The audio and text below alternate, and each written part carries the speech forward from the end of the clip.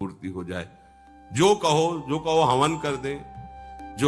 ये हवन से, ये ताबीज बांधने से, ये घोड़े की नाल की अंगूठी पहनने से ये बुरा लगेगा सबको। कुछ नहीं होता, कुछ नहीं होने वाला। पापाचरण करो, पूरा एक टैंकर तेल चढ़ा दो शनि भगवान में, पर तुम्हारा नाश करेंगे। क्योंकि वो तेल से प्रसन्न नहीं होते, वो हरि के शरणागत से प्रसन्न होते। ये सब हरि के अनुचर हैं, सब हरि। वो आत्मदेव नाम के एक ब्राह्मण थे, सब कुछ समृद्धि थी, संतान थी नहीं, बड़े दुखी गृहस्थी में। हमारा कुल चलाने वाला होना चाहिए। बड़ा भ्रम बैठा हुआ, हमारा कुल चलाने वाला नहीं, सब बेकार, जीवन ही बेकार हो गया। बिना गुरु के यदि शास्त्र पढ़ोगे ना तो भ्रमित हो जाओगे। स्पष्ट लिखा, पुत नाम के नरक की उसको प्राप्ति होती जिसके संतान नहीं होती। अब तो गृहस्थ में बेचारा पड़े परेशान। उन्होंने सोचा इससे अच्छा है आत्महत्या कर लें। बहुत संतों के पास जाकर के यज्ञ करके सब अपनी कामनाओं की पूर्ति चाहते, दान पुण्य दे करके। उसने भी जितना उपाय हुआ किया, नहीं हुई संतान। मरने के लिए जंगल में उधर से एक सन्यासी जी आ रहे थे। देखा साधु तो ब्राह्मण तो थे, उठे प्रणाम किया। देखा उनको उदास क्यों हो? उनका महाराज उदास ही नहीं, मैं तो आत्महत्या करने आया हूं यहाँ जंगल में। अरे ये तो महापाप है, आत्महत्या तो बड़ी दुर्गति का कारण है। बोले महाराज अगर आप बचाना चाहते हो तो आप कृपा करो। क्या क्या चाहते हो? बोले हमारे पास सब कुछ है, बेटा नहीं दोगे तो हमारा जीवन बेकार। तो उन्होंने अंतर्दृष्टि से देखा और कहा 7 जन्म तक तेरे पुत्र नहीं, भाग्य में तेरे लिखा है। तो उसने कहा फिर तो अभी मरते, आत्महत्या करते। हम 7 जन्म के बाद हम 7 दिन नहीं जिएंगे, हमें पुत्र चाहिए। संत का दयालु। देखो जिनके पास तपस्या और भजन का धन होता है, जब भगवान अधीन है तो कुछ भी कर सकते हो, कुछ भी कर सकते। प्रारब्ध मिटाना कोई बड़ी बात नहीं। प्रारब्ध जानते, कोई देवता थोड़ी है, तुम्हारा पीछे का किया हुआ कर्म है। और इधर जोर का भजन है, भजन के प्रभाव से कर्म को नष्ट करने में देर थोड़ी लगती है। ये तो अच्छे शुभ कर्म करो तो तुम्हारा प्रारब्ध बदल जाएगा। भजन का प्रयोग प्रारब्ध बदलने के लिए थोड़ी है। पर वो ऐसा हट किए तो उनका देखो, हट करने से लाभ नहीं मिलता है। उनका हमें उपदेश नहीं, हमें पुत्र चाहिए। अगर आप भगवत प्रेरित होकर यहां आए हो तो आप हमें। तो उन्होंने तपस्या के बल से फल की रचना की और कहा जाओ अपनी पत्नी को प्रभाव देखो कामना का। प्रसन्न हुए आए। धुंधुली नाम था उनकी पत्नी का, नाम भी बहुत बढ़िया था, धुंधुली। वो कहा कि देखो ये फल खा लो, तुम्हारे संतान हो जाएगी। बहुत मीठी बात बोलती थी, मृदुभाषी, कपट हृदय। अलग अलग क्षेत्र होता है, हृदय कपट और मुख में मीठी बात। बहुत संभल के व्यवहार करना चाहिए ऐसे लोगों से। मधुरिया बानी, मीठी, क्या मृदु भाषा। नहीं प्रीतम, आप चिंता मत करो, फल ऐसे थोड़ी खाया जाता है, नहा धो के पवित्र होके फिर। हाँ उनका ये बात, तो आप अपने काम में लगो, हम पा लेंगे ऐसा। अब आपको विश्वास है? बोले विश्वास तो है, इसमें क्या विश्वास, आप भी तो चाहती ना पुत्र हो। बोले हाँ। वो जो ही गए सो अपनी बहन को बुलाया और कहा सुनो, अभी तो हम 4-5 रोटी कढ़ी चावल सब पा लेते हैं, पूड़ी खीर पुआ। गर्भ रहेगा तो पेट तो उसी से भरा रहेगा, तो हमारा भोजन रुक जाएगा। तो हाँ ये तो बात है।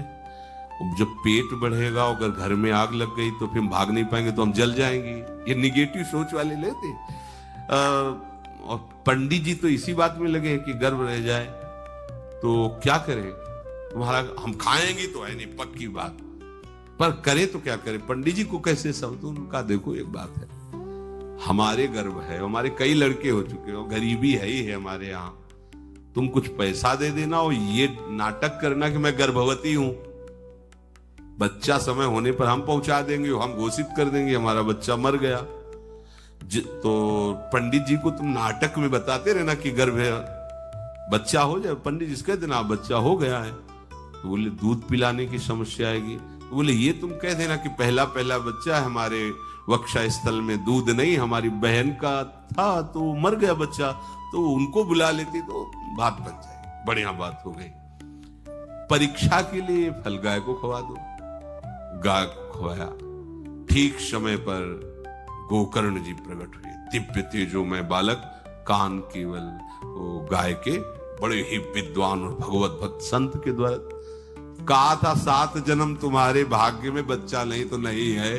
देखा, गाय के वो गोकर्ण जी प्रकट हुए। उधर उनके जो बच्चा पैदा हुआ वैसे ही नाटक के द्वारा पहुंचा दिया गया, वैसे ही पूरा जैसा पहले पक्का हुआ। अब उसने कहा कि हमारे तो स्तनों में दूध नहीं, हम अपनी बहन को बुला लें, उनका बच्चा मर गया। हाँ हाँ, हमारा बच्चा स्वस्थ होना, आप बुला लो, उसको हम धन भी देंगे, वो हमारे बच्चे की सेवा कर। अपने नाम से जोड़ करके उसका नाम रखा धुंधकारी, धुंधुली और धुंधकारी, अज्ञान का साक्षात स्वरूप। और जैसे ही वो अवस्था बढ़ती गई तो उसके पापाचरण बढ़ना शुरू हुए। बच्चों के साथ खेलता, खेलते हुए बच्चों को उठा लेता और कुएं में डाल देता, मतलब घोर अत्याचार। गोकर्ण जी हर समय भजन साधन शास्त्र स्वाध्याय। जब और बड़ा हुआ तो माता जी को अपने डंडों से रोज पूजन करता, पिताजी को गाली, पिताजी तो रो पड़े। गोकर्ण जी से कहा कि बेटा, हमारी गाय से प्रकट हुए पर भरोसा आप ही का है, बचा सकते हो? तो बोले पिताजी जाओ यहां से, भाग जाओ यहां से, एकांत जंगल में जाकर भगवान श्री हरि का भजन करो। उन्होंने 2 श्लोकों में प्रदेश किया। दूसरा श्लोक ये, धर्मम भजस्व सततम त्यज लोक धर्मान, सेवन सदा साधु पुरुषं जहि काम तृष्णाम, अन्यस्य गुण दोष चिंतन मास मुक्त्वा, सेवा कथा रसम हो नितराम पिबत्वम। हे पिताजी, अब तुम लोक धर्म का त्याग करके भागवत धर्म को स्वीकार करो, एकांत में जाकर साधु महापुरुषों के संग से उनके उपदिष्ट उपदेश के अनुसार आचरण करो, प्रभु की लीला कथा सुनो, ना कोई कामना ना कोई तृष्णा, किसी के गुण दोष का वर्णन मत करना और सदैव भगवत सेवा भावना में रहना, इसी जन्म में तुम्हें भगवत प्राप्त। वो तो उधर गए, इतनी पिटाई की उसने मां की कि मां कुएं में गिरकर आत्महत्या कर ली। फिर तो मनमानी आचरण, कुछ वैश्याओं को रखा और चोरी करके लाया। वैश्याओं ने सोचा किसी दिन पकड़ा जाएगा ये और हम, तो उसके हाथ पैर बांध दिए चारपाई में, ला के मुख में अंगार, वो मरा भयानक प्रेत। कामना ने क्या किया? सर्वनाश। किसी को हरि विमुख होकर कभी सुख मिल सकता है? आप संतों के पास जाइए, अपनी कामना रखिए। हम ये नहीं कहते कि कामना तुम त्याग पाओगे, कामना रखिए, भगवान के पास जाइए, अपनी कामना रखिए, क्योंकि आप कामना से युक्त हैं। पर छूट इतनी दे दीजिए कि जिसमें हमारा मंगल हो वो करना। जैसे नारद जी भगवान से अपनी कामना रखते हैं कि हमारा ब्याह करवा दीजिए, और बाद में एक छूट दे देते हैं कि जेहि विधि होए नाथ हित मोरा। तो हरि को अच्छा लगेगा, गुरुजनों को अच्छा लगेगा कि इस कामना से इसका कोई जीवन बाधित नहीं होगा, वो पूर्ण भी कर देंगे। और अगर लगा कि इसका पतन हो जाएगा तो आप रोते रो तो भी कामना की पूर्ति नहीं करेंगे। डरते रो, ये शुक्र शनिचर राहु केत सब क्षण में हुई है तेरे चेरो, जानकी नाथ सहाय करे। कौन बिगाड़ सकता? महाप्रभु हरिवंश चंद्र कह रहे, जो पे कृष्ण चरण मन अर्पित तो करी है का नवग्रह रंक। ये बेचारे नवग्रह भिखारी क्या तुम्हारा कर सकते हैं? यदि तुम बादशाह श्री कृष्ण के दास हो तो ये चाहे जिस नक्षत्र में बैठे हो तुम्हारे अनुकूल चलेंगे, तुम्हारे अनुकूल चलेंगे। तेल चढ़ाने की जरूरत नहीं, अपने को चढ़ा दो श्री हरि के चरणों में। और हरि से विमुख हो तो तेल नहीं, तुम चाहे तेल की फैक्ट्री इन्हीं के ऊपर लगा दो, लेकिन ये सेवक हरि के हैं और हरि के तुम विमुख हो तो ये प्रसन्न हो ही नहीं सकते, तुम्हारा पतन ही होगा। पर ये संसार समझता नहीं, भगवान नाम से मतलब नहीं, भगवत आराधना से मतलब नहीं। अरे भाई, ये लोकपाल हैं, जानते हो भक्त को भी काम क्रोध क्यों सताता है? ताकत नहीं इनकी प्रवेश कर जाए, अहंकार है इसलिए। और भगवान को अहंकार अच्छा नहीं लगता, इसीलिए भगवान के सब दूत हैं, चढ़ बैठते हैं, देख तू कितना बड़ा साधक, कितना बड़ा भजनानंदी, दिखा हमें। अब फेल तो मैं भगवान की शरण, तो हो ना भगवान की शरण, और भगवान की शरण में हो जाए तो यही महासुख प्रदान करने लगते हैं, और कोई नहीं, इन्हीं के लड़का बच्चा है। द्वारिकाधीश के पुत्र रूप में कौन प्रकट हो रहा है? भगवान कामदेव जो प्रद्युम्न अवतार है, साक्षात कामदेव है, कामदेव साक्षात आ रहे हैं। हम प्रभु से विमुख हो, कोई हमारा सहयोग कर सकेगा? कोई नहीं कर सकता, और अगर करने गया तो वो भी उल्टा टंग जाएगा। ये भी बात समझ लो। भगवान देख लो, हम आपको उदाहरण बता रहे हैं कि तो कैसे काशी नरेश, पौंड्रक, ये सब मिलकर भगवान के विरोध में हुए।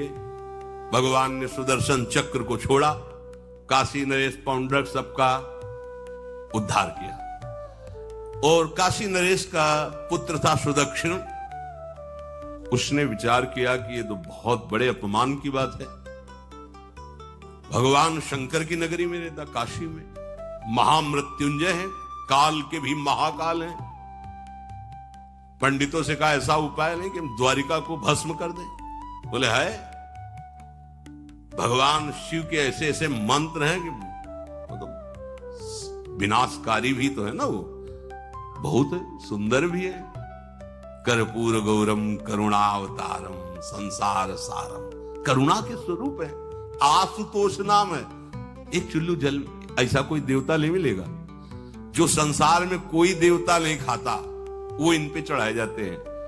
अकौड़े का फूल, धतूर का फल ये कोई पता है? नहीं पता। इतने से वो प्रसन्न, इसीलिए वो आशुतोष रीझ जाए तो पूरा नगर का नगर सोने का ऐसे दे दिया, लंका उन्हीं दे दिया। और अगर दृष्टि बदल जाए तो हनुमान जी बनकर पूंछ में आग लगा को उसी लंका को नाश कर। बड़े विचित्र है। हाँ है भगवान शंकर विनाशकारी, द्वारिका को भस्म कर सकते हैं।